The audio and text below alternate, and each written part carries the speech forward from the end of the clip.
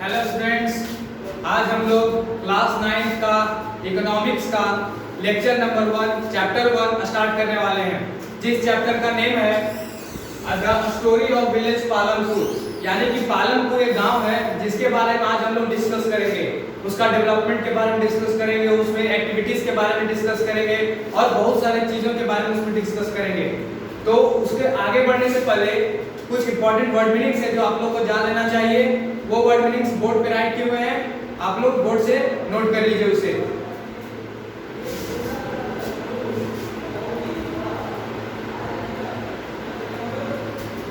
I hope कि आप लोगों ने नोट कर लिया होगा। अगर नहीं नोट किए हैं तो बैक जाकर पॉज करके नोट कर लीजिए। अब हम लोग बढ़ते हैं आगे।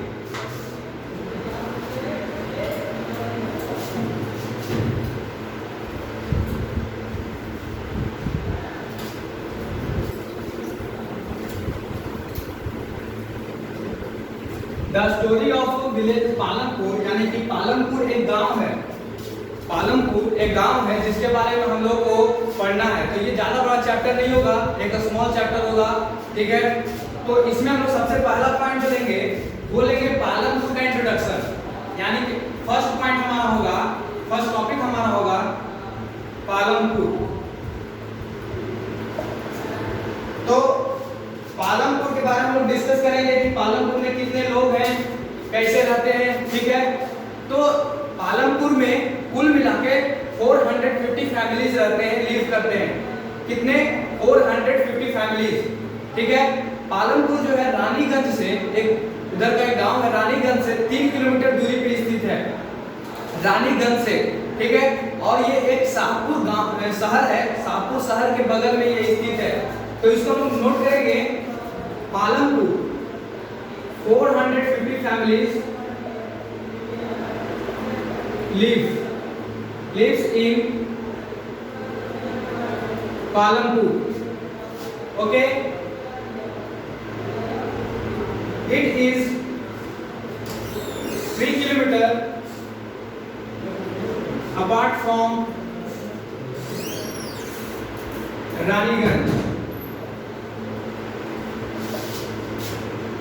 and located near the Shahpur, that is a town. Palanpur 450 family का, 450 परिवारों का एक गांव है जो कि रानीगंज से 3 किलोमीटर की दूरी पर स्थित है और ये शाहपुर के बगल में है, ठीक है। तो पालनपुर के बारे में हम लोग इसलिए पढ़ रहे हैं क्योंकि इसमें जो डेवलपमेंट था वो बहुत तेजी से हुआ और ये अपने मतलब कि अपने एग्रीकल्चर एक्टिविटीज वगैरह को इतनी अच्छे से फॉलो करता था, इतने बढ़िया से अर्थव्यवस्था को बनाता था, इकोनॉमी को बनाता था कि लोगों को कोई दिक्कत नहीं होता है, ठीक है। तो हमारा नेक्स्ट जो पॉइंट होगा सेकेंड, कि किस तरह से ये लोग मेंटेन करते थे अपना खाना पीना रहना, किस तरह से मेंटेन करते थे। तो इसका मतलब हमारा सेकेंड है मेन प्रोडक्शन एक्टिविटीज, यानी कि मुख्य उत्पादन गतिविधियां, यानी कि इसमें कौन सा मेन एक्टिविटी था जिसके कारण ये लोग मतलब अपना गुजारा करते थे। तो जो मेन एक्टिविटी है, मेन प्रोडक्शन एक्टिविटी था वो था फार्मिंग एक्टिविटी, यानी एग्रीकल्चर में यहाँ के अधिकतर लोग एग्रीकल्चर में शामिल थे, अंडरस्टैंड। यानी कि अगर हम लोग राइट करेंगे main production activity of Palanpur was agriculture, okay, and also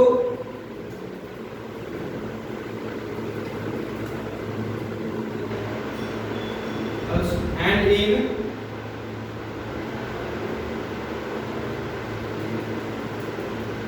manufacturing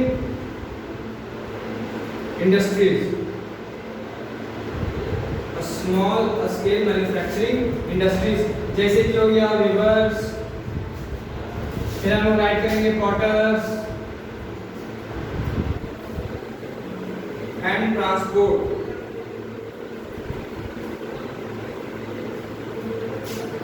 देखो एक्टिविटीज,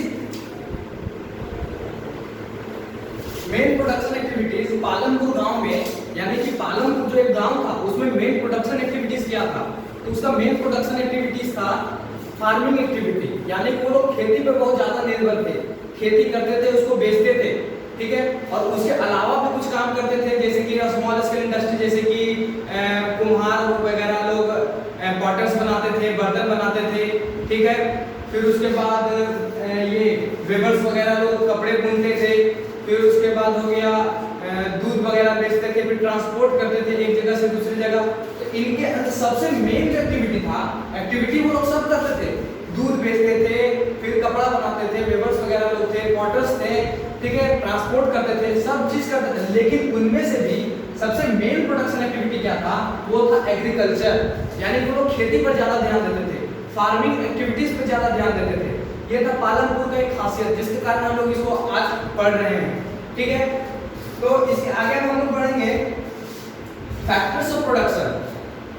हमारा होगा फैक्टर्स ऑफ प्रोडक्शन। सबसे पहले तो आप लोग इसे नोट कर लीजिए, सब लोग इसे नोट कर लेंगे। हेलो, बढ़ते हैं आगे।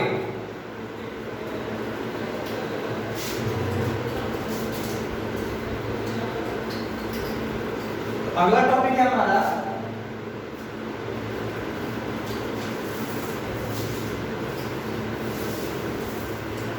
अगला टॉपिक होगा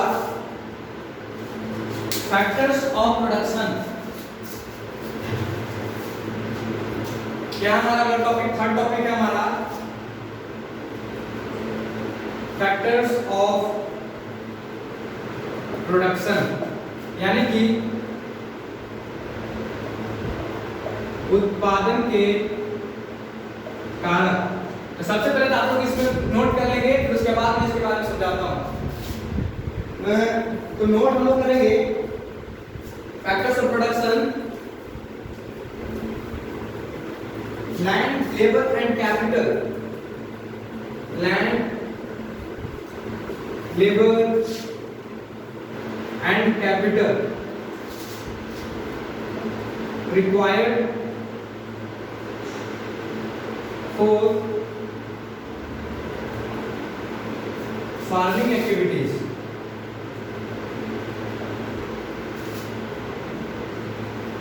These are known as factor of production. इसका करने का मतलब क्या है? देखो, लैंड हो गया, लेबर हो गया for farming activities and for production of goods and services. यहाँ पे एक पॉइंट नोट कर लीजिएगा आप लोग। तो फैक्टर्स ऑफ प्रोडक्शन क्या है?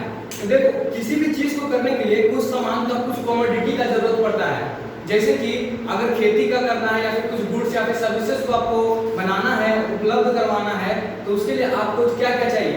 अगर मान सकते फार्मिंग एक्टिविटीज के लिए, तो फार्मिंग एक्टिविटीज के लिए आपको चाहिए लैंड चाहिए होगा, यानी कि जमीन चाहिए होगा, फिर लेबर चाहिए होगा, यानी कि कुछ मेहनत करने वाले लोग चाहिए होंगे, फिर उसके बाद आप लोगों को चाहिए होगा कैपिटल चाहिए होगा, कुछ उसके लिए सामान चाहिए होगा, यानी कि कैपिटल्स, ठीक है। तो इन तीनों चीज को हम लोग फैक्टर्स ऑफ प्रोडक्शन करते हैं। क्या कहते हैं? फैक्टर्स ऑफ प्रोडक्शन, यानी कि वैसे चीज जिसके लिए हम लोग किसी मतलब कि एक्टिविटीज में लोग कुछ उत्पन्न करने के लिए, प्रोड्यूस करने के लिए कुछ फैक्टर्स का जरूरत पड़ता है, जैसे कि हो गया लेबर हो गया, लैंड हो गया, कैपिटल हो गया। तो उन सब को हम लोग क्या कहते हैं? Factors of production. ओके, तो आता कहां से है? तो देखो, हम लोग ये जो लैंड है, ये लैंड हम लोग को क्या कह देता है? लैंड हम लोग को सॉइल प्रोवाइड करता है, वाटर प्रोवाइड करता है, फॉरेस्ट मिनरल्स प्रोवाइड करता है, etc। ठीक है। लेबर का काम क्या होता है? लेबर का काम होता है ह्यूमन एफर्ट। लेबर का मतलब ह्यूमन एफर्ट, ठीक है। फिर उसके बाद आएगा हमारा कैपिटल। तो कैपिटल में आएगा इंक्लूड्स मशीन्स, टूल्स, इटीसी। देखो फैक्टर्स ऑफ प्रोडक्शन हम लोग बोले कि जो फार्मिंग एक्टिविटीज वगैरह के लिए जो जरूरत होता है, रिक्वायरमेंट जो होता है, उन सबको फैक्टर्स को हम लोग फैक्टर्स ऑफ प्रोडक्शन करते हैं। जैसे फार्मिंग एक्टिविटीज में जरूरत होता है लैंड का, लेबर का, फिर कुछ मशीन्स वगैरह का, कैपिटल जिसको करते हैं, ठीक, ये सब फैक्टर्स ऑफ प्रोडक्शन में आते हैं। तो इसको हम लोग डिटेल में पढ़ेंगे कि पालनपुर में किस तरह से ये होता था, कैसे वो लोग मेंटेन करते थे इसको। तो इसको डिटेल में सबसे पहला टॉपिक हमारा होगा, वो होगा लेबर। सबसे पहले हम लोग पढ़ेंगे लेबर के बारे में, ठीक है। किस चीज के बारे में? लेबर। नहीं तो सबसे पहले हम लोग लैंड के बारे में डिस्कस करते हैं, लैंड के बारे में। इसको नोट कर लीजिएगा, जो नहीं नोट किया उसको बैक करके नोट कर लीजिए। तो हमारा सबसे फोर्थ टॉपिक होगा लैंड, यानी कि भूमि। तो देखो लैंड सभी फार्मर्स के पास कुछ ना कुछ छोटा या बड़ा या जो भी रहता है उनमें वो लोग को रहता था। जैसे कि कुछ स्मॉल फार्मर्स हैं, small farmers have a small land and big farmers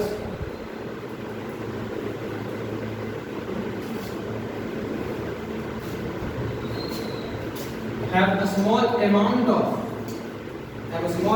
land, and big farmers have big amount of land। देखो लैंड यानी कि भूमि में जो छोटे किसान होते थे, किसान वगैरह होते थे, उनके पास छोटे छोटे जमीन हुआ करते थे, 1 2 या फिर 3 4 5 स्मॉल अमाउंट में होते थे। और जो बड़े किसान होते थे उनके पास बिग अमाउंट में हुआ करता था।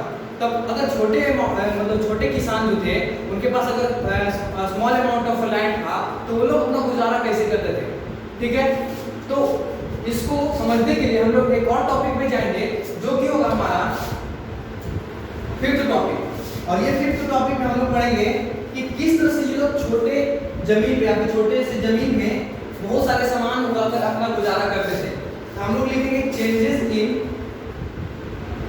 changes in farming activities, changes in farm activities, यानी कि कृषि गतिविधियों में बदलाव, ठीक है।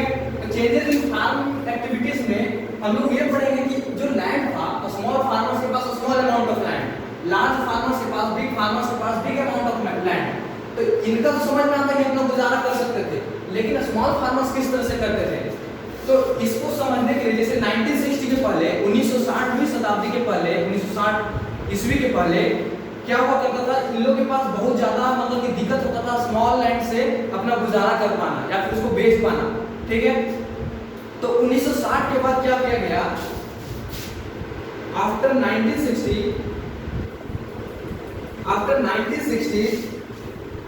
wastelands are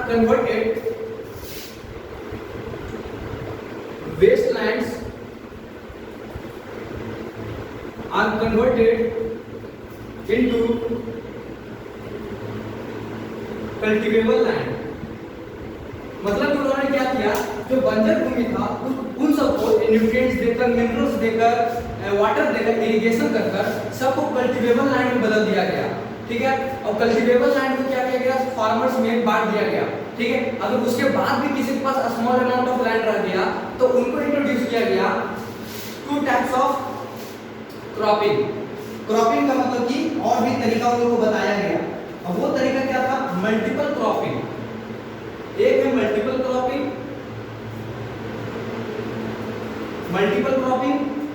और सेकंड पॉइंट है हमारा use modern farming methods, use modern farming methods. देखो चेंजेस इन फार्म एक्टिविटीज किस में पढ़ रहे हैं, क्योंकि देखो लैंड जब हम लोग पढ़ रहे थे यानी कि फैक्टर्स ऑफ प्रोडक्शन में था क्या, लैंड, लेबर एंड कैपिटल। अब उसमें लैंड को हम लोग पूरी डिफिनेशन के साथ पढ़ेंगे, पूरा डिटेल में पढ़ेंगे, ठीक है। और उसके बाद लेबर को भी हम लोग डिटेल में पढ़ेंगे और कैपिटल को भी डिटेल में पढ़ेंगे। तो यहाँ हम लोग लैंड के बारे में डिस्कस कर रहे थे, हम लोग पता चला कि स्मॉल फार्मर्स के पास स्मॉल अमाउंट ऑफ लैंड था, लार्ज फार्मर्स के पास लार्ज अमाउंट ऑफ लैंड था। तो इनका तो समझ में आता है, लार्ज फार्मर्स का समझ में आता है बड़े किसान अपना कैसे गुजारा करते होंगे, क्योंकि उनके पास अमाउंट ऑफ लैंड ज्यादा था, वो लोग उगाते होंगे और बेचते होंगे, ठीक है। और स्मॉल फार्मर्स कैसे करते होंगे, वो उगाकर बेचते थे कि उगाकर खाते थे, ठीक है। उनको बहुत दिक्कत होता था, तो उस दिक्कत को समझा गया और 1960 के बाद क्या किया गया, वेस्टलैंड यानी जितना भी बंजर भूमि था उसको कल्टीवेबल लैंड में बदल दिया गया, ठीक है। और कल्टीवेबल लैंड में बदलने के बाद क्या हुआ, उन सबको गरीब में किसानों में बांट दिया गया, ठीक। और उसके बाद में किसी के पास स्मॉल अमाउंट ऑफ लैंड रहा तो उनके लिए तरीका यूज किया गया था multiple cropping and use modern farming methods. Multiple cropping में क्या होता है, एक ही खेत में सीजन बाय सीजन उगाना, ठीक है, और एक बार में दो क्रॉप्स को उगाना, जैसे कि हाफ में कोई और क्रॉप्स और हाफ में कोई और क्रॉप्स, ठीक है। इस क्रॉप्स को खाने के लिए रखें, इसमें सादा खाने के लिए रखें और बाकी को बेच दिए, ठीक है। तो वो था मल्टीपल क्रॉपिंग, एक ही खेत में दोगुना प्रोडक्शन करना, वो मल्टीपल क्रॉपिंग का था। और यूज मॉडर्न फार्मिंग मेथड में क्या होता था, जैसे कि देखो अगर किसी को कुछ जैसे कि अगर खेत को प्लफ करना हो, जोतना हो, तो सब लोग पहले बैल का यूज किया करते थे, ठीक है। और उसमें बहुत ज्यादा टाइम भी लगता था सबको और मेहनत भी लगता था। लेकिन अब क्या आ गया है, ट्रैक्टर आ गया जो कि मॉडर्न मेथड्स में आता है, तो ट्रैक्टर से ज्यादा टाइम नहीं लगता, ठीक है, और जल्दी हो जाता है, जिससे कारण उन लोगों का टाइम भी बचता है और जल्दी उन लोगों में प्रोडक्शन भी होता है, ठीक है। इसे दो मेथड को यूज किया गया, multiple cropping and use modern farming methods, ठीक है। तो अब इसके बाद क्या हुआ, जब इस एक्टिविटी को सब लोग अपनाने लगे तो बहुत ज्यादा तेजी से, बहुत ही fastly productivity of land has increased, यानी कि productivity of land has increased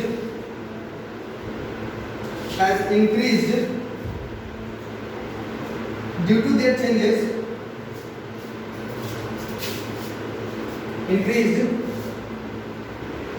that leads to green revolution. देखो जब इस सब मेथड्स का सब लोग यूज करना शुरू कर दिया, स्मॉल फार्मर, लार्ज फार्मर, तो क्या वो लैंड का जो प्रोडक्टिविटी था यानी उसका उत्पादकता जो था वो बहुत ज्यादा बढ़ गया। बढ़ने का कारण हुआ ग्रीन रिवॉल्यूशन आ गया, हरित क्रांति आ गया, यानी बहुत ज्यादा लैंड्स का मांग हो गया, बहुत ज्यादा प्रोडक्टिविटीज का बढ़ गया, तो उसको हम लोग ग्रीन रिवॉल्यूशन में डालते हैं, ठीक है। अब हम लोग आएंगे नेक्स्ट टॉपिक, देखो लैंड के बारे में सबको समझ में आ गया। अब हम लोग आएंगे लेबर पे, ठीक है।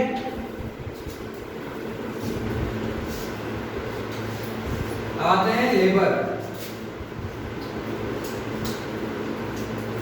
आप लोग नोट करते जाइएगा।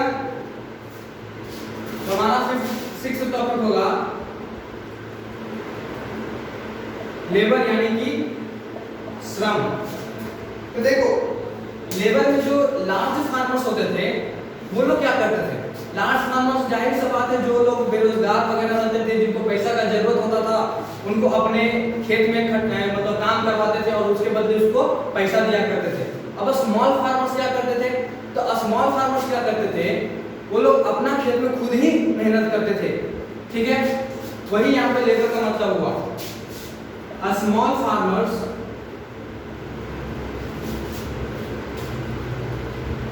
self cultivate the land,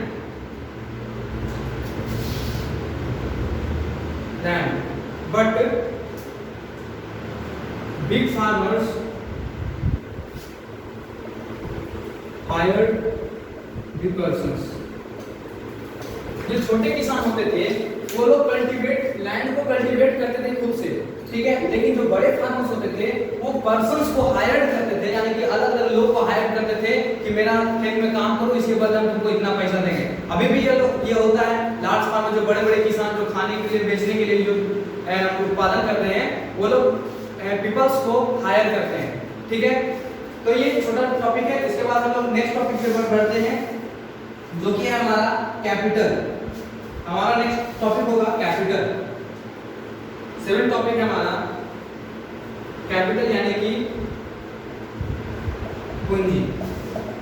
देखो किसी भी चीज को करने के लिए सबसे पहले आपको इन्वेस्टमेंट करना होता है, कुछ उसको देना होता है, फिर उसके बाद उससे आप एक्सपेक्ट कर सकते हैं कि वो हमको भी कुछ देगा।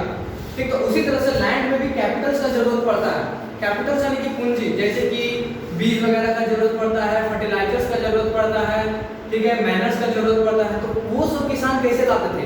इन्वेस्टमेंट के लिए पैसा कहाँ से लाते थे? तो कुछ किसान जो होते थे, जैसे छोटे किसान जो थे, वो लोग क्या करते थे कि मतलब कि मनी लेंडर से, बड़े बड़े किसान से उधार वगैरह लेते थे। ठीक है, और जिनके पास जो बड़े बड़े किसान थे वो लोग के पास तो पैसा रहता था, वो लोग अपना काम खुद ही करवाते थे, पर्सन से करवाते थे। ठीक है, तो कैपिटल कहाँ से आता है?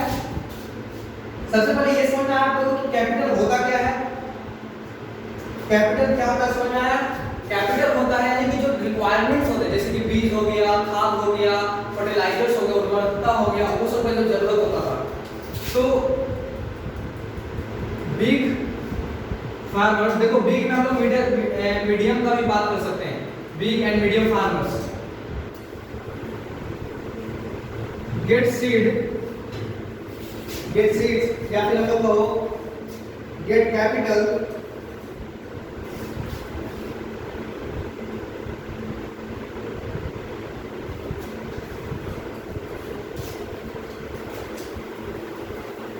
यहां पे बात करेंगे small farmers get capital from the capital यानी पूंजी। स्मॉल फार्मर्स जो थे वो कैपिटल कहां से मांगते थे? बिग फार्मर्स से मांगते थे। बिग फार्मर्स या फिर मनी लेंडर्स, यानी कि जो पैसे उधार दिया करते थे, साहूकार जो रहते थे, उनसे मांगा करते थे पैसे। ठीक है, छोटे फार्मर्स जो थे वो कैपिटल कहां से लाते थे? बिग फार्मर से मांगते थे या फिर मनी लेंडर से मांगते थे। समझ में आया सबको? कैपिटल क्या होता है? कैपिटल होता है जैसे सीड हो गया, खाद हो गया, तो उस सबको पैसा कहां से लाते थे उस सब के लिए? तो वो किससे मांगते थे? Big farmers and money lenders. ठीक है, तो कैपिटल के बाद अब हम लोग पढ़ने वाले हैं sale of surplus from products. Write कर लीजिएगा सब लोग।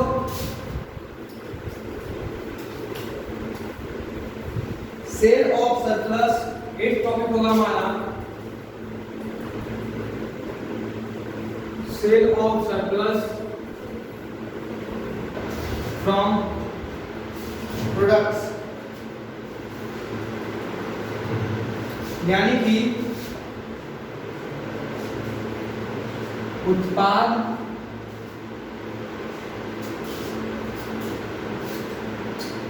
अतिरिक्त उत्पाद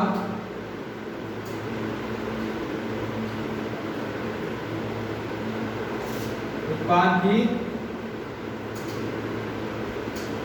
बिक्री। Sale of surplus from products, अतिरिक्त कृषि उत्पादों की बिक्री। ठीक है, अतिरिक्त उत्पाद की बिक्री।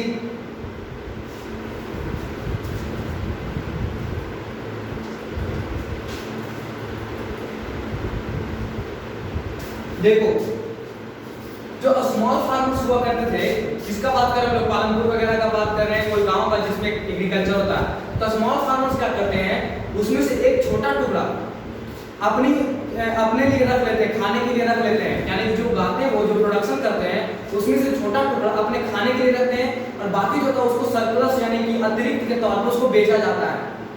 अंडरस्टैंड? कुछ खाने के लिए, प्रोडक्शन में से कुछ खाने के लिए जितना उनका काम चल जाए, गुजारा चल जाए, उसको रख लेते हैं और बाकी सबको बेच देते हैं, तो उसको हम लोग कहते हैं सरप्लस। ठीक है, तो इसको मार्केट्स वगैरह में नियर बाय विलेजेस में बेचा करते थे वो लोग। द पार्ट ऑफ, अगर इसका डिफिनेशन दिया जाए, the part of farm produce which is sold in market is called marketable surplus. The part of farm produce which is sold in market are known as marketable surplus। यानी कि जो कुछ भाग farm produce करते थे उसमें से वो लोग मार्केट में बेच दिया करते थे कुछ भाग को, उस भाग को हम लोग क्या कहते हैं मार्केटेबल सरप्लस। ठीक है, मार्केटेबल सरप्लस। अब कुछ फार्मर्स, बिग फार्मर्स के पास तो पैसा होता था, वो लोग अपना सरप्लस को बेचते भी, लोग बेचते ही क्या, अधिकतर बिग फार्मर्स बेचते थे क्योंकि वो लोग कमर्शियल फार्मिंग करते थे, यानी कि बेचने के लिए वो लोग फार्मिंग किया करते थे। ठीक है, तब हम लोग आएंगे फार्मिंग एक्टिविटीज में, सबको पता चल गया क्या हो गया। फार्मिंग एक्टिविटीज में आता है factors of production. Factors of production में क्या क्या आएगा, land, labour and capital. Land, labour and capital. ठीक है, कैपिटल के बाद आए सेल ऑफ सरप्लस, जिसको मार्केटेबल सरप्लस कहते हैं। मार्केटेबल सरप्लस क्या होता है, जो पार्ट ऑफ फार्म प्रोड्यूस किया गया उसमें से कुछ पार्ट को बेच दिया गया, उसको हम लोग मार्केटेबल सरप्लस कहते हैं। तो सबसे पहले आप लोग इसे नोट कर लीजिए।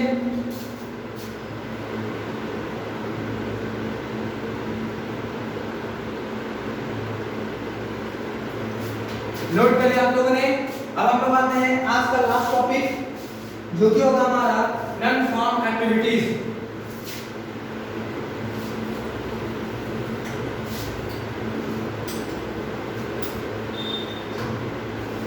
अब आज का टॉपिक होगा, लास्ट टॉपिक होगा 9th नॉन फार्म एक्टिविटीज। इसका मतलब होता है गैर कृषि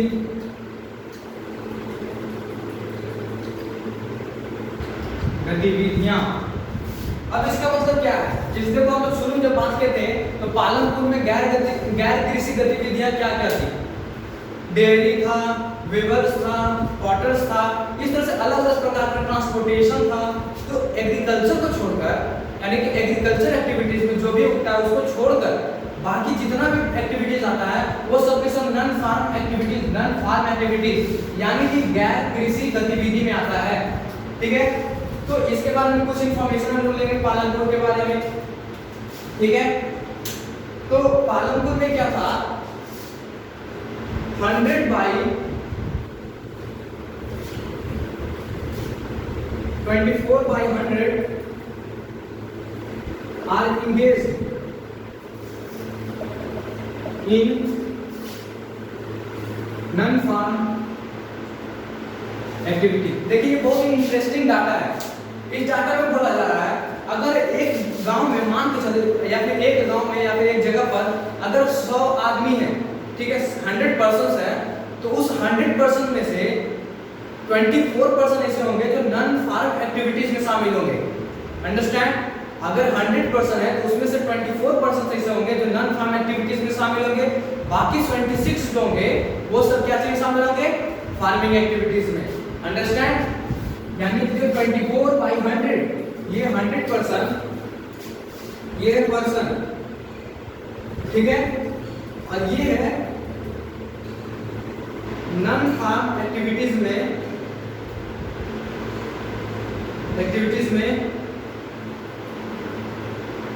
इंक्लूड पर्सन, यानी कि 100% में से 24% ऐसे होते हैं जो नॉन फार्म एक्टिविटीज में शामिल होते हैं।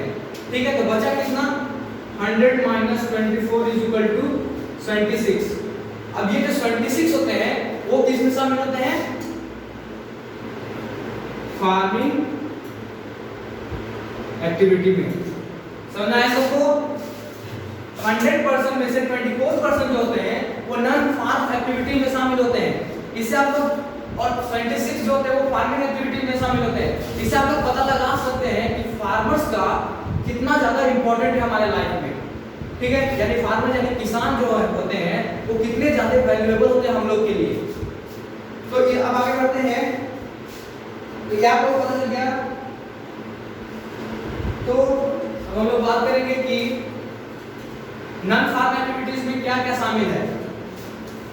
तो नॉन फार्म एक्टिविटीज में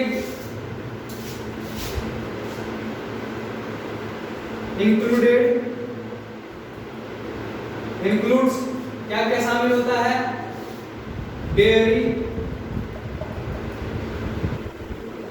स्मॉल स्केल इंडस्ट्री नहीं, मैन्युफैक्चरिंग यानी कि छोटे पैमाने पर उत्पादन करना, मैन्युफैक्चर निर्माण करना, दैट इज जो कि है क्या हमारा है वह वेवर्स, क्वार्टर्स एंड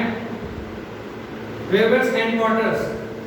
और फिर उसके बाद स्मॉल दैट इज हो गया ETC एंड ट्रांसपोर्टेशन। ठीक है, समझ में आ गया सबको? नॉन फार्म एक्टिविटीज में क्या क्या शामिल है? Dairy, small scale manufacturing, that is the weavers, quarters, ETC and transportation. तो ये था आप लोग का आज का टॉपिक।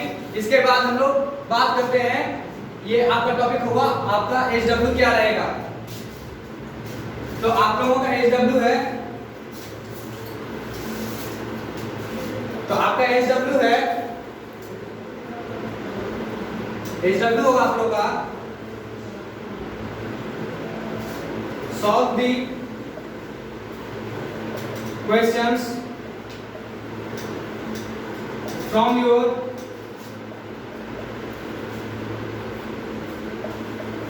NCERT book. ठीक है, इसके साथ आप लोग आज का चैप्टर समाप्त होता है इकोनॉमिक्स का, जो कि था क्या? The story of village Palanpur. तो एंड नेक्स्ट होगा एक और आपका होगा रिवाइज द नोट्स, यानी कि जो आप लोग नोट्स लिखे थे मेरे साथ साथ उसको आप लोग रिवीजन करते रहिएगा ताकि आप लोग को वो फ्रेश रहे। ठीक है, आप लोग भूले नहीं। ठीक है, इसी के साथ पढ़ाई करते रहिए और चैनल को सब्सक्राइब कर दीजिए। Thank you, best of luck.